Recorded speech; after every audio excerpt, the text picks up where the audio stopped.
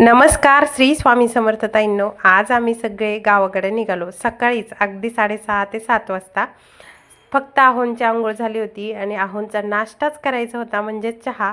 चहा कारिकायची की लगेच आमचा सकाळी सकाळी गॅस संपला 6 वाजता. म्हणलं आता इथं थांबून काहीच उपयोग नाही, कारण आपल्याला गावाकडेच जावं लागणार आहे. गावाकडे गेलं की डायरेक्ट आपलं गॅसवर किंवा चुलीवर करता येईल.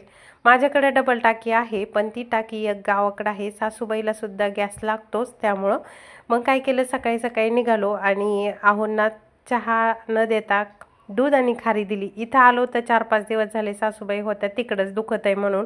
मग आता आलो तर इथं काही आमचं कुलूप काही खोलं नाही. काय झालंय काय माहिती त्या कुलपाला. मग थोडंसं तेल वगैरे सोडलं, कुलूप खोललं. त्यानंतर इकडे यांचे तोंड धुणे चालले होते. दीदी म्हणली, आई मी झाडू मारते, तोपर्यंत तू आपल्या सगळ्यांना चहा बनव. म्हणलं चालतंय. मग गॅसवर छान मी चहा बनवला. सासूबाईला कुठं दम आहे, त्यांनी लगेच चुलीला पोतारा देऊन घेतला, कारण आम्हाला सगळ्यांना आज काळ्या मसाल्याची भाजी खायची होती आणि चुलीवरचा स्वयंपाक. मग मी गॅसवर चहा केला, सगळ्यांना चहा आणि खारी दिली. सगळे घरातले भांडे गोळा केले, दिदूबाईने घासून दिले आणि मी सगळे भांडे धुतले, कारण हे भांडे 8 दिवस झाले घरी कोणी नव्हतं. मग पाल वगैरे मिरलेली आणि सगळं व्यवस्थित स्वच्छ करून घेतलं, कारण हे भांडे घासून ठेवलेले होते सासूबाईने आणि मी पण एक दिवस आलते तर घासले होते, पण म्हणलं नाही परत घासून घ्यावं. मग भांडे घासणं झाले, सगळ्यांच्या आंघोळ्या झाल्या. मग इथं कपडे धुवून टाकले मी. हे सगळं आवरूपर्यंत आम्हाला आज बनवायचे होते पापड. पापड मात्र आम्हाला शिट्टीलाच बनवायचे होते, पण म्हणलं नको, आता गावाकडं आलोय तर लगेच आजचा दिवस न वाया घालता पापडाला सुरुवात करूया. मग सासूबाईने काय केलं, मस्त पीठ चाळून घेतलं. हे साडीच्या कापडाने पातळ जी कोरी साडी असती ती बांधली टोपल्याला आणि त्याने ते पीठ गाळून घेतलं. आणि ते पीठ व्यवस्थित गाळलं की काय होतं, मस्त पापड येतात आपले. तोपर्यंत तिकडे स्वामींची पालखीसुद्धा आलेली होती.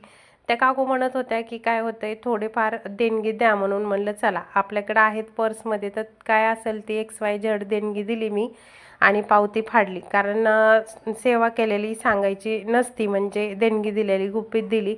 असा काही रिक्षा होता. आता हे निघाले होते गाणगापूरला आणि अक्कलकोटला. मग मस्त रिक्षामध्ये त्या थोडंफार धान्यसुद्धा मागत होत्या. मग काय धान्य द्यायचं ते सासूबाईने दिलं, कारण मी नाही दिलं, आणि पावती फाडली. बरं ताईंनो, गावाकडेच राहायला पाहिजे खरं जर विचार केला तर. कोणत्याच गोष्टीला अडून पडत नाही. जरी गॅस संपला तर चूल पटकन पेटवता येते. आता शिटीला चूल पेटवायची काही सोपं नाही, कारण सोय नसतीच, गावाकडं असती. आणि परत गावाकडलं पिकवलेलं जे धान्य असतं ते घरचं घरीच असतं, त्यामुळं खर्चसुद्धा खूप कमी होतात.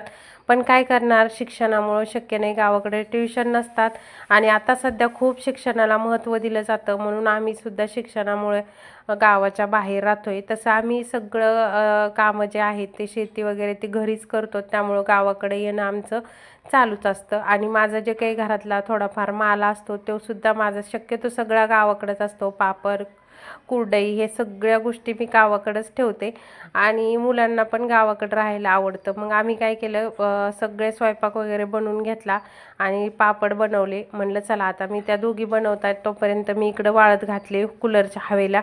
सगळे व्यवस्थित पापड वाळू घातले की त्याचं काय होतं, असे वाकडे तिकडे होत नाही, सरळ राहतात आणि मग डब्यात व्यवस्थित भरता येते. इथं संध्याकाळच्या स्वयंपाकाची तयारी चालली होती लगेच, कारण म्हणलं पोळ्या बनवून घ्यावा आणि पोळ्या झाल्या की भाजी, कारण मी आता चुलीवरच स्वयंपाक करणार होते, कारण तिकडं तर गॅस भेटला नाही वेळेला. आता हो आहे तो पण कशाला उडायचा. चला भेटूया उद्या. श्री स्वामी समर्थ ताईंनो.